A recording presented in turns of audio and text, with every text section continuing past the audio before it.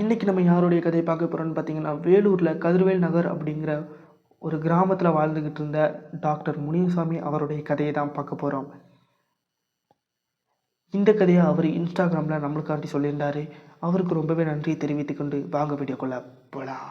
ஒரு மணி இருக்கும். வீட்டுக்குள்ளே வந்து கரண்ட் போயிடுது. கரண்ட் போனோடனே ரொம்ப வெக்கையாக இருக்குது அப்படின்னு சொல்லிட்டு வெளியே வந்து கட்டில் போட்டு படுக்கலான்னு ஒரு நபர் வந்து படுக்கிறாரு. அந்த முனியசாமி வெளியே கட்டில் போட்டு படுத்த ஆரம்பித்த அன்னையிலேருந்தே அவங்க வீட்டில் கெட்ட சகுனமாக தான் நடந்துட்டு இருக்குது. ஆனால் அது அவங்களுக்கு புரிய வரலை, எதுக்காக இப்படி நடந்துட்டுருக்கு அப்படின்னு சொல்லிட்டு.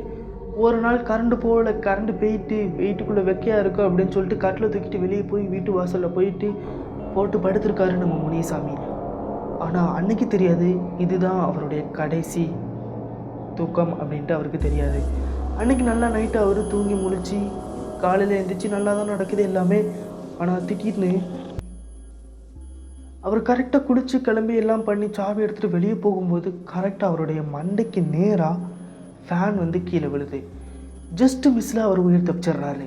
சரி ஏதோ கெட்ட சோகனம் போல அப்படின்னு சொல்லிட்டு அவர் வந்து வெளியே கிளம்பி போயிடுறாரு. கிளம்பி போகும்போது தான் தெரியுது வண்டியும் பஞ்சர் ஆகிருக்கு அப்படின்ட்டு. வண்டி பஞ்சர் ஆனதுனால மட்டும் வேறொரு வாகனத்தை எடுத்துகிட்டு அவர் வந்து போகிறாரு. போகும்போது பூனையும் குறுக்க போகுது. இது எல்லாம் சேர்த்துட்டு ஏதோ நம்மளுக்கு நடக்க போகுதுன்னு அவருக்கு தெரியுது. ஆனால் அடுத்து அவருக்கு ஒன்றுமே நடக்கலை. அவர் ஹாஸ்பிட்டல், இவர் ஒரு டாக்டர், ஹாஸ்பிட்டல் போயிட்டு வீட்டுக்கு வந்துட்டார். வீட்டுக்கு வந்துட்டு அன்னைக்கு நாள் நைட்டு மறுபடியும் அவர் வந்து தூங்கணும் அப்படின்னு நினைக்கிறாரு. ஆனால் அப்படி தூங்கணும்னு நினைக்கும் போது தான் அவருக்கு ஒன்று ஸ்ட்ரைக் ஆகுது. எதுக்கு நம்ம உள்ளே படுத்துக்கிட்டு வெளியே நேற்று நல்லா தானே காத்தடிச்சிச்சு, வெளியே போய் தூங்கலாம் அப்படின்ட்டு அதை வந்து வாடிக்கையாக்க ஆரம்பிச்சிருக்காரு. டெய்லி கிட்டத்தட்ட ஒரு 10 மணிக்கே டிவி எல்லாம் அணைச்சிட்டு நாடகம் பார்த்து முடிச்சுட்டு உடனே கட்டில் எடுத்துகிட்டு போய் வெளியே போய் போட்டு தூங்க ஆரம்பிச்சிருவார் முனியசாமி. முனியசாமி இப்படி வெளியே போய் தூங்குறது அவங்க மனைவிக்கு சுத்தமாக பிடிக்கலை. ஏன்னா அவங்க வீடு வந்து ஒரு காட்டு பகுதிக்குள்ளே இருக்கிற வீடு. அதனால் பாம்பு எதுவும் வந்துடும், நீங்கள் வீட்டுக்குள்ளேயே படுங்க அப்படின்னு சொல்கிறது கொஞ்சம் கூட கேட்காம நம்ம முனியசாமி வெளியவே தான் தூங்குவேன்னு சொல்லிட்டு தூங்கியிருக்காரு. முனியசாமி வெளியே தூங்க ஆரம்பித்த நாள்லேருந்து இவங்க வீட்டில் வெறும் அசம்பாவிதம் மட்டும்தான் நடந்துகிட்ருக்கு. எண்ணி 48வது நாள் முனியசாமி வந்து வெளியே தூங்கிட்டு இருக்காரு.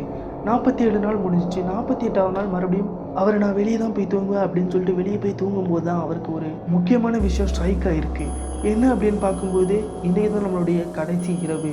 இன்றைக்கி நீ தூங்கி முழிக்கும்போது நீ முழிக்க மாட்ட, ஆனால் உன் பாடி மட்டும்தான் வெளியே இருக்கும் அப்படிங்கிற மாதிரி ஒரு செய்கை வந்து அவருக்கு தோணி இருக்கு. ஆனால் அதை யார் சொல்கிறா, எதுக்கு இப்படி தோணுது அப்படின்ட்டு அவருக்கு தெரியல. உடனே அவரும் படுத்து தூங்கிடுறாரு. அதாவது 1 மணிக்கு 10 மணிக்கு தூங்க ஆரம்பித்தவர் கரெக்டாக என்னைக்கு கரண்ட் போயிடுச்சுன்னு சொல்லி 1 மணிக்கு கட்டில் எடுத்துகிட்டு வந்து வெளியே போட்டாரோ அதே மாதிரி 1 மணிக்கு அவர் முழிப்பு தட்டுது. முழிப்பு தட்டுனோடனே வேறு ஒன்றும் இல்லை போலன்ட்டு அவர் வந்து ரெஸ்ட் ரூம் போயிட்டு மறுபடியும் வந்து உட்கார்றாரு. உட்காந்து இப்படி படுக்கிறாரு. படுக்கும்போது தான் அவருக்கு தெரியுது அவர் படுத்திருக்கிறது கட்டில் இல்லை, ஒரு மர்மமான விஷயம் அப்படின்ட்டு.